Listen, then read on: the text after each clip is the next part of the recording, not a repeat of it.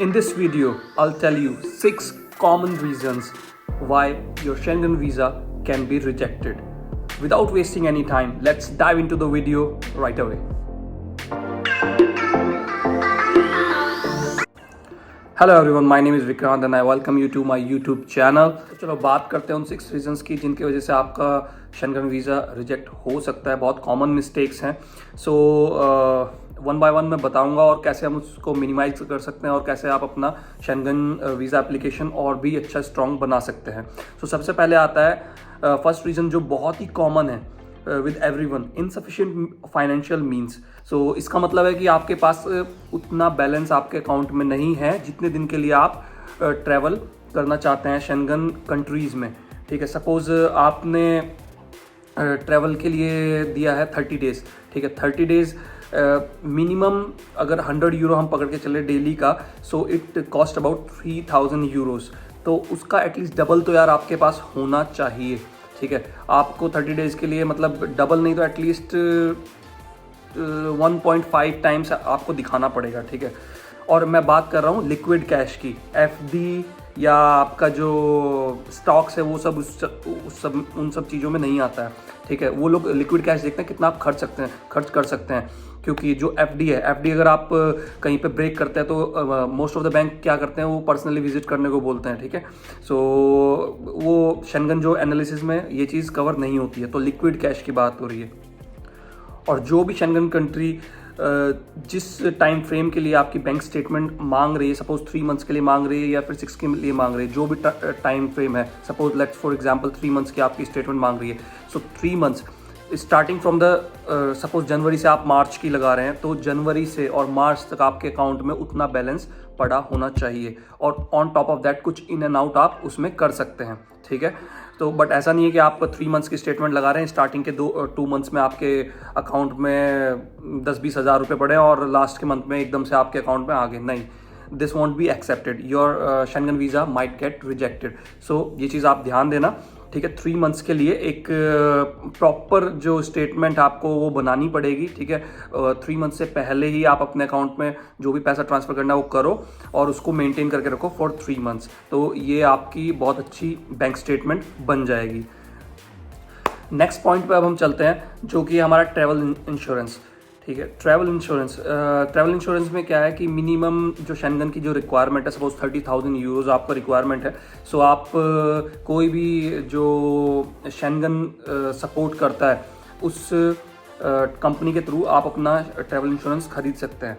तो आप इस फ्रॉम इंडिया मैं बता रहा हूँ, तो सबसे ईजीएस्ट ऑप्शन है आप पॉलिस बाज़ार पे जाओ और वहाँ पे ऊपर सर्च में लिखो कि शेंगन जो भी आप कंट्री में ट्रैवल करना चाहते हो, तो कोई भी एक यूरोप की कंट्री आप ले लो शेंगन जोन से रिलेटेड. सो वो all of the Schengen area आपका कवर रहता है. So minimum of 30,000 of the some insured आपका होना चाहिए. ठीक है, सो ये चीज़ ट्रैवल इंश्योरेंस की क्लियर हो गई. अब चलते हैं नेक्स्ट पॉइंट पे जो है हमारा ट्रैवल आइटनरी. बहुत ही इंपॉर्टेंट चीज़ है, बहुत ध्यान से बनाने वाली चीज़ है.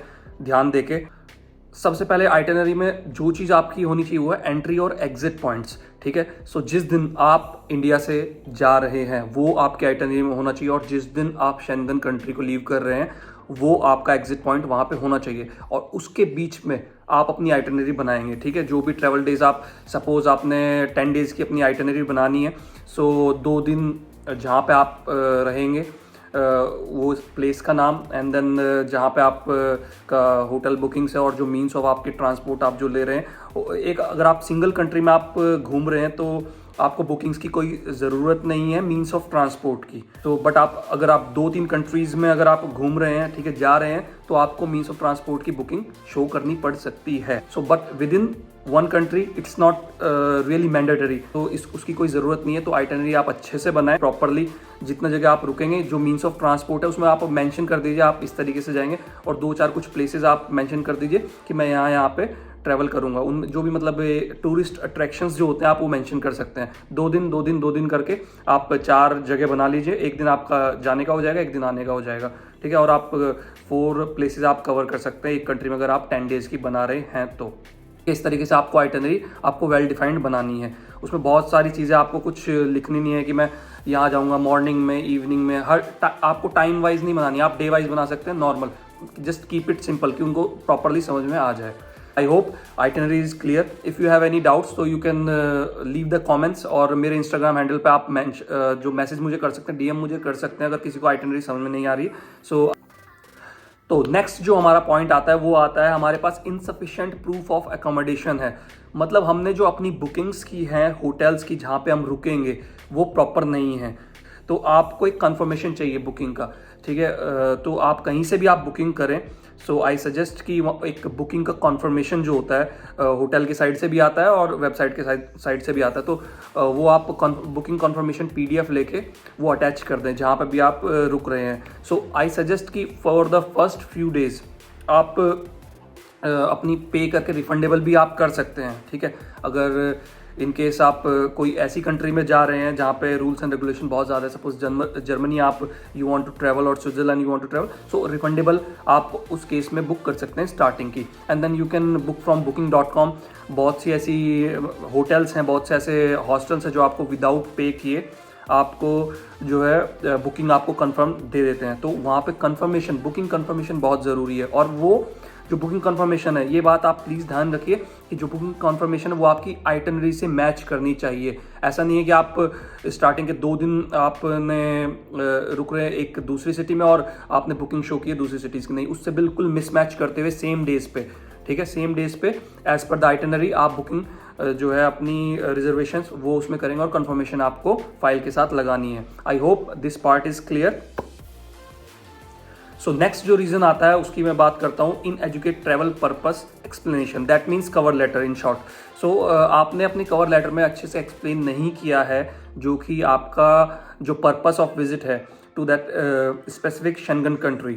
सो आपका जो भी पर्पस है, आपका ट्रैवल पर्पस है, तो आप उसमें ट्रैवल पर्पस में आप डाल दीजिए 2-4 सिटीज़ के आप उसमें नाम लिख दीजिए जहाँ जहाँ आप जाएंगे और जो भी आपका एक्सपीरियंस होगा। और उसमें मतलब आप लिख सकते हैं कि आप अपने आप को सपोर्ट आप खुद कर रहे हैं, फंडिंग आपकी खुद की है, आपने प्रॉपर रिजर्वेशंस कर दी हैं, आने जाने की आपने फ़्लाइट्स कर दी हैं, ये डेट्स रहेंगी, और 1 से 1.5 पेज में आप उसको अपने कवर लेटर को बना सकते हैं।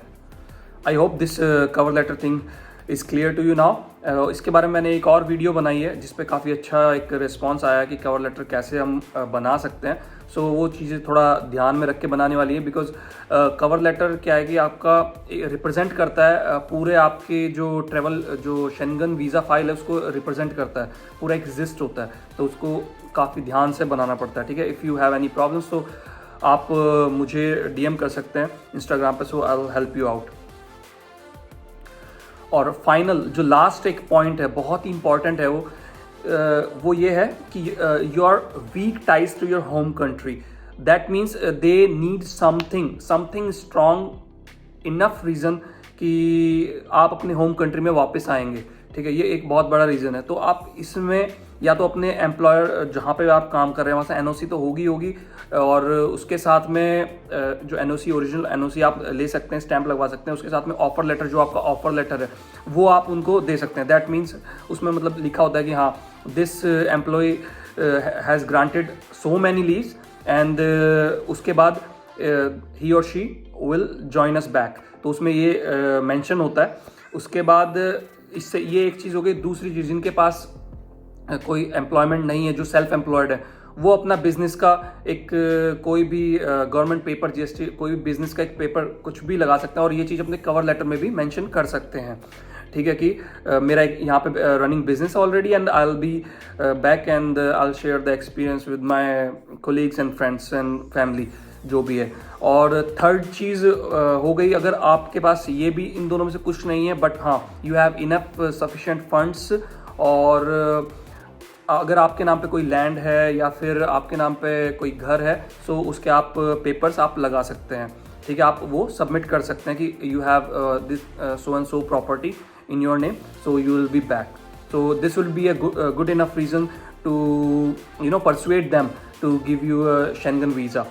सो in the end I would like to give you a bonus tip, ठीक है। सो कभी भी अपनी जो डॉक्यूमेंटेशन है उसमें कोई भी इनएक्यूरेट डॉक्यूमेंट मत लगाएं, फेक, इनएक्यूरेट या फिर फोर्स डॉक्यूमेंट कोई ना लगाएं।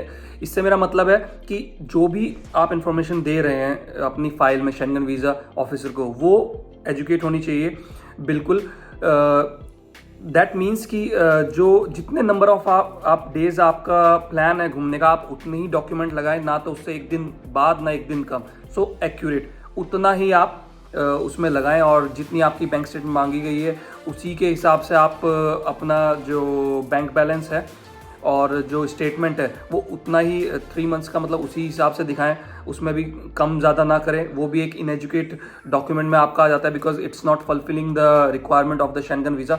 सो ये सब चीज़ें थोड़ा ध्यान रखने के। सो सारे डॉक्यूमेंट आप ध्यान से लगाएं अपने। आई hope this video gives you a very good information about how can you know minimize the errors and you can make your Schengen visa stronger. So यहीं तक थी ये video. Thank you so much for watching, और ऐसे ही informational content मैं बनाता रहूँगा, ठीक है। सो बिकॉज लास्ट वीडियो पे काफ़ी अच्छा मेरा जो व्यूअर्स का काफ़ी अच्छा रिस्पॉन्स आया। Thank you all of you, and take care of your health. I will see you in next video. Bye bye.